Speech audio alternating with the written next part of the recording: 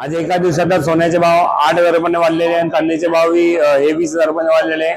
कुठेतरी custom duty जी पहिले 6% लागायची भारतात सोनं जे बाहेरून यायचं तिच्यावर 6% कस्टम ड्युटी लागायची, आता ती थेट 9% वाढली आणि 15% कस्टम ड्युटी ही लागणार आहे. म्हणजे बाहेरून जे सोनं येणार आहे त्याच्यावर 15% ऍड होऊन सोनं येणार आहे. कुठेतरी प्रधानमंत्री मोदी साहेबांनी जे आवाहन केलं होतं की आपलं इम्पोर्ट सोन्याचे इम्पोर्ट हे कमी व्हायला पाहिजे, जनतेने सोनं कमी घ्यायला पाहिजे, त्या हिशोबाने हे जे आव्हान होतं त्याच्यासाठी सेंट्रल गव्हर्नमेंटने हे स्टेप्स घेतलेले आहे की आपण कस्टम ड्युटी जर वाढवली तर सोनं बाहेरून कमी आयात होईल. त्यामुळे सोन्याचे कस्टम ड्युटी 9% वाढलेली आहे आणि सोबतच सोन्याचे जे भाव आहे कस्टम ड्युटीने अजून तर 6% भाव वाढलेले, 1,58,000 1,59,000 पर्यंत सोन्याचा भाव झालेला आहे.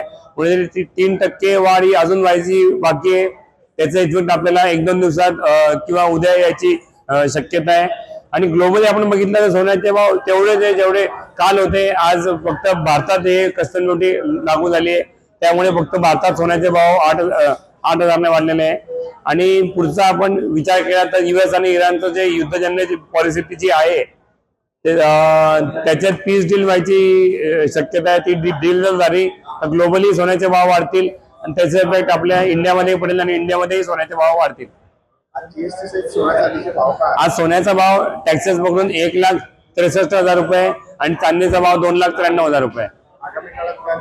आगामी काळाचा आपण विचार केला तर सोन्याचे भाव अर्ली टार्गेट जे होते ते ऑलरेडी 1,80 ते 1,90 होते. कुठेतरी आता त्या टार्गेटलाच एक सपोर्ट भेटलेला आहे. सोबत आता इयर एंड पर्यंत सोन्याचे भाव नक्कीच 1,90 ते 1,80 पर्यंत जायची शक्यता आहे. चांदीचे भाव ऍक्च्युअली इयर एंड पर्यंत चांदीचे भाव 3,10,000 पर्यंत जायची शक्यता आहे.